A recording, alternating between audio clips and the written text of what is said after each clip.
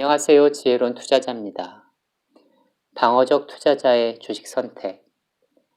이제부터는 증권 분석 기법을 폭넓게 응용해 보겠습니다.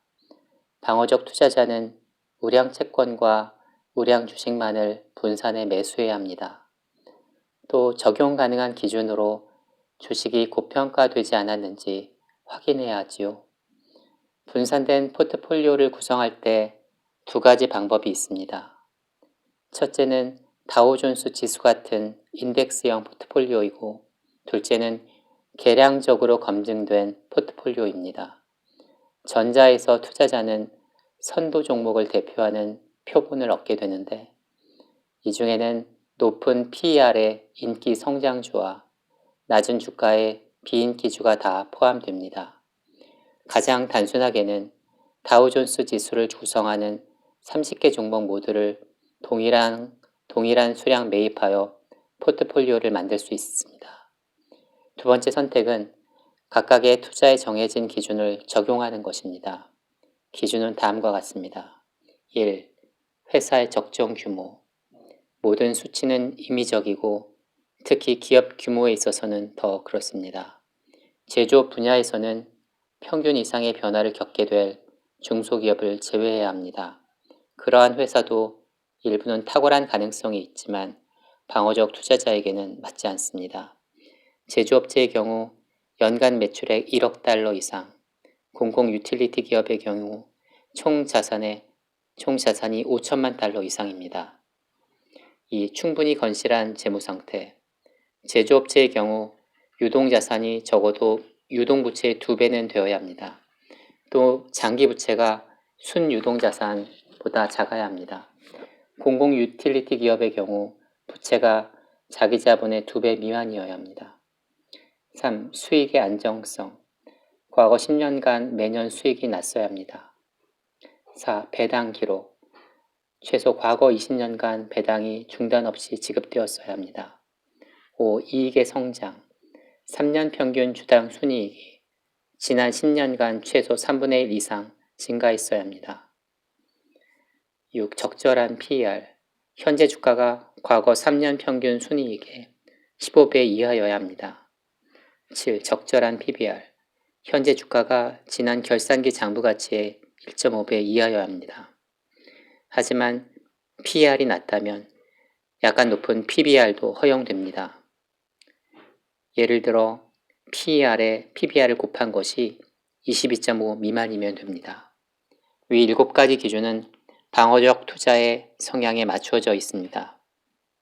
이 기준들 중 최근 재무 상황에서 가장 중요한 것은 재무 건전성입니다. 예전에 건실했던 대형 회사들도 유동 비율이 약해지거나 부채가 늘어난 경우가 많았기 때문이죠. 위 7가지 기준 중 마지막 2가지 기준은 인기주와는 거리가 멉니다. 많은 현명한 투자자들도 주가에 대해서는 좀 더 관대해야 한다고 주장할 것입니다. 그레이엄은 앞서서 서로 상반된 견해를 제시했습니다. 이 문제에 관해서는 독자들이 양식의 논리를 비교하고 스스로 결정해야 할 것입니다. 또한 그레이엄은 지난 10년간 적절한 성장 요건을 포함시켰습니다. 이것이 없다면 회사가 자기 자본 이익의 측면에서 후퇴하고 있다는 것을 의미하기 때문입니다. 방어적 투자자들은 아무리 주가가 싸다고 해도 이런 종목에 투자할 필요는 없습니다. 그리고 PER 15배는 최대 수치이므로 포트폴리오의 평균 PER은 12에서 13배 정도가 될 것입니다. 공공 유틸리티 기업이라고 하는 해법. 공공 유틸리티 기업 주식으로 관심을 돌리면 투자자는 훨씬 편안하게 매력적 환경을 만나게 됩니다. 공공 유틸리티 기업의 경우 유동 비율 기준은 제외하겠습니다. 이런 기업에 있어서는 운전자본 조달이 채권과 주식 발행을 통해 자체적으로 조성됩니다. 부채에 대한 적절한 자기자본 비율은 이미 언급되었습니다. 1972년 연초 방어적 투자자는 실적과 주가 면에서 제시된 기준에 부합하는 공공 유틸리티 기업을 폭넓게 선택할 수 있었습니다. 많은 회사들은 적절한 과거 성장률, 안정된 실적, 수익과 자산 대비 낮은 주가를 보여주었습니다. 배당 수익률도 뛰어났지요. 독점이 보장된 유틸리티 기업은 불리한 점보다는 유리한 점을 많이 갖고 있었습니다. 이들은 가격 결정력도 갖고 있어서 비용 증가를 충분히 상쇄할 수 있었지요. 방어적 투자자에게 유틸리티 기업의 중요한 매력은 장부 가치에 비해 저렴하게 살 수 있다는 점입니다.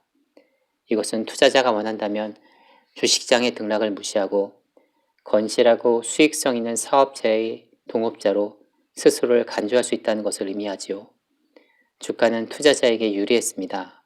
다시 말해 매력적인 주가에 사서 가격이 너무 높아 보일 때 매도할 기회를 이용할 수 있었습니다. 금융회사 주식투자. 금융회사에는 은행, 보험회사, 대출회사, 투자회사들이 포함됩니다. 이들의 특징은 유형자산이 적고 자본금보다 훨씬 큰 단기 부채를 갖고 있다는 것입니다. 따라서 재무 안정성이 다른 회사들보다 훨씬 중요해집니다.